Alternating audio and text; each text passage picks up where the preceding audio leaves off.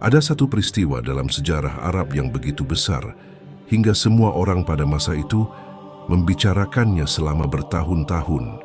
Peristiwa yang tidak membutuhkan pedang, tidak membutuhkan pasukan, bahkan tidak membutuhkan manusia untuk berperang. Hanya kehendak Allah yang turun dengan cara yang tidak pernah terbayangkan.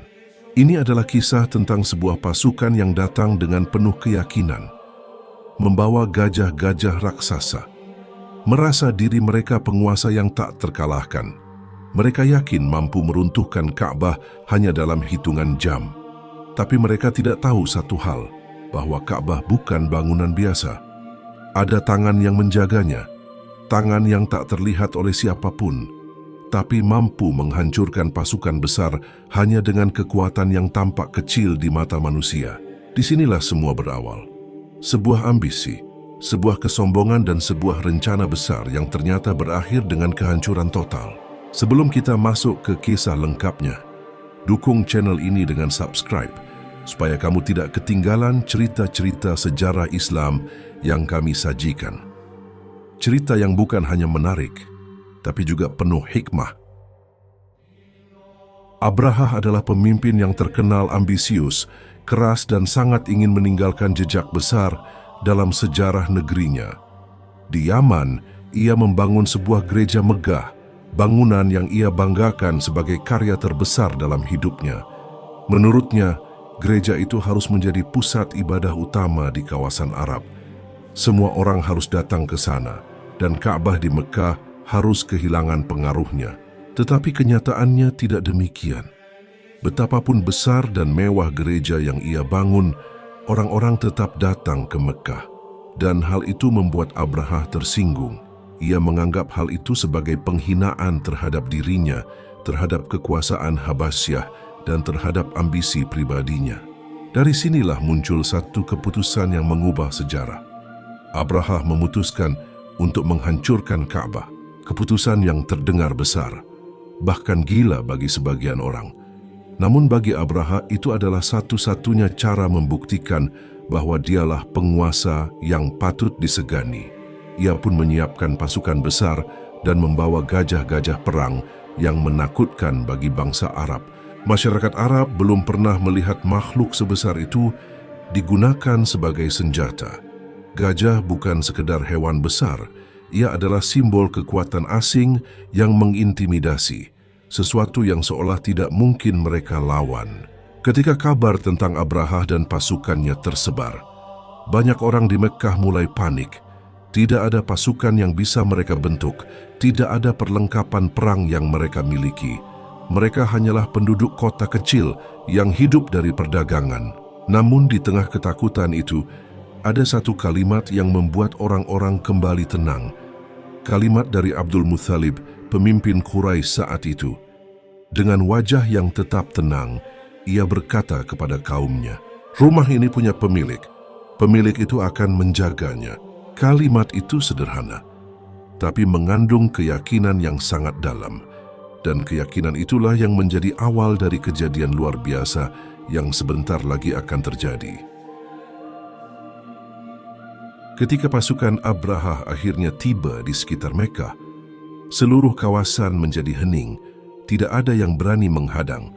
Gajah-gajah besar itu berdiri seperti tembok hidup, sementara pasukan bersenjata memadati setiap sisi. Di titik ini, Abraha merasa benar-benar menang. Ia melihat Ka'bah dari kejauhan dan menganggapnya sebagai bangunan sederhana yang akan runtuh hanya dalam satu serbuan. Segala ambisinya terasa begitu dekat untuk terwujud. Pagi itu, ia memerintahkan pasukannya bersiap. Mereka menempatkan gajah utama atau gajah yang paling besar dan paling kuat di barisan depan. Gajah itu dinamakan Mahmud, dan seluruh pasukan mengandalkannya sebagai pembuka jalan menuju Ka'bah. Perintah pun diberikan, gajah itu harus diarahkan ke Ka'bah dan mulai maju. Namun sesuatu yang tidak masuk akal terjadi. Mahmud berhenti, tidak mengangkat kaki, tidak bergerak, hanya diam saja, seakan menolak perintah seluruh manusia yang berdiri di sekelilingnya. Pasukan mulai memukulnya, menariknya, menakut-nakutinya dengan senjata. Tapi gajah itu tetap tidak mau maju. Arahkan ke selatan, gajah itu berdiri dan berjalan. Arahkan ke utara, ia berjalan. Arahkan ke timur atau barat, tetap patuh. Tapi setiap kali kepalanya diarahkan ke Ka'bah, ia kembali duduk seolah ketakutan terhadap sesuatu yang manusia tak dapat lihat. Pasukan mulai bingung. Para komandan saling bertanya satu sama lain. Abraha semakin marah, tidak mengerti mengapa gajah yang begitu dilatih bisa mendadak menolak bergerak. Di sisi lain, penduduk Mekkah hanya bisa menyaksikan dari jauh. Tidak ada yang dilakukan manusia hari itu. Tidak ada pedang yang diangkat. Tidak ada perlawanan fisik apapun. Semua hanya menunggu. Dan pada saat seluruh perhatian tertuju pada gajah yang diam, langit mulai berubah. Arah angin berubah pelan. Seolah ada sesuatu yang datang dari kejauhan. Sesuatu yang tidak pernah dibayangkan oleh siapapun. Ketika pasukan Abraha masih sibuk memaksa gajah itu berdiri, sesuatu tiba-tiba berubah di langit. Awalnya hanya hembusan angin yang tidak biasa, lalu cahaya matahari yang perlahan tertutup. Para prajurit menatap ke atas, mencoba mencari tahu apa yang sebenarnya terjadi. Tidak lama kemudian mereka melihatnya. Burung-burung kecil yang jumlahnya begitu banyak datang dari berbagai arah. Mereka terbang tinggi, tapi formasi mereka rapi, seolah sedang membawa misi tertentu. Bukan hal yang asing melihat burung, tetapi cara mereka muncul. Itu tidak wajar bagi siapapun yang menyaksikannya hari itu. Pada cakar-cakar kecil mereka, ada batu sebesar kerikil. Tidak besar, tidak terlihat berbahaya. Tapi pasukan Abraha tidak tahu bahwa benda kecil itu akan menentukan akhir takdir mereka. Dalam hitungan saat, burung-burung itu menukik. Batu-batu itu dilepaskan satu persatu menuju pasukan di bawah. Dan apa yang terjadi selanjutnya adalah sesuatu yang tidak bisa dijelaskan kecuali dengan satu kata, yaitu kehendak Allah. Kerikil yang tampak remeh itu menghantam tubuh para prajurit seperti logam panas. Menembus kulit mereka, merobek daging mereka, membuat seluruh pasukan panik dan berlari tanpa arah. Tidak ada perisai yang bisa melindungi. Tidak ada tempat untuk bersembunyi. Mereka adalah pasukan besar, tapi hari itu mereka tidak sedang berperang. Mereka hanya berusaha bertahan dari sesuatu yang tidak bisa mereka lawan. Allah menggambarkan kejadian itu, lalu menjadikan mereka seperti daun-daun yang hancur dimakan ulat. Dalam waktu singkat, pasukan yang begitu yakin pada kekuatan gajah-gajah mereka hancur berantakan. Tubuh mereka roboh satu persatu. Tanah menjadi saksi bisu atas kekuatan yang tidak turun melalui senjata manusia, tetapi melalui ketetapan Tuhan yang tidak bisa diganggu-gugat. Abraha sendiri tidak langsung mati. Ia melarikan diri bersama sisa-sisa pasukannya, namun tubuhnya perlahan-lahan hancur hingga ia wafat dengan cara yang mengenaskan.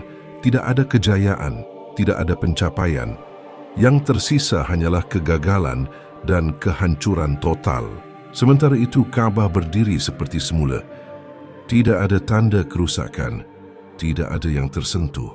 Peristiwa itu kemudian menjadi penanda satu tahun yang sangat bersejarah. Tahun gajah, tahun di mana Rasulullah akan dilahirkan. Kisah pasukan bergajah ini bukan hanya peristiwa sejarah yang diceritakan turun-temurun. Ia adalah bukti nyata bahwa tidak ada ambisi manusia, sekuat apapun, yang mampu menentang kehendak Allah. Pasukan yang datang dengan penuh kesombongan, dengan kekuatan yang membuat bangsa Arab gemetar, runtuh hanya karena batu-batu kecil yang diatur oleh Tuhan. Tidak ada pedang yang diangkat, tidak ada pasukan yang melawan. Ka'bah tetap berdiri, dan orang-orang Mekkah menyaksikan sendiri bahwa perlindungan Allah tidak selalu datang dalam bentuk yang mereka bayangkan. Peristiwa ini juga menjadi pembuka dari sesuatu yang jauh lebih besar, lahirnya seorang nabi terakhir yang kelak membawa cahaya ke seluruh dunia. Tahun gajah bukan hanya tentang kehancuran pasukan Abraha, tetapi juga tentang persiapan sejarah menuju kelahiran Muhammad. Semoga kisah ini mengingatkan kita bahwa kekuatan sejati bukan ada pada jumlah pasukan, bukan pada harta, bukan pada ambisi, tetapi pada kerendahan hati dan keimanan kepada Allah yang menjaga apa yang dikehendakinya, kapanpun dan dengan cara apapun. Jika kamu suka kisah seperti ini, jangan lupa dukung channel ini, agar kami bisa terus menghadirkan cerita sejarah Islam yang penuh makna dan membuka wawasan.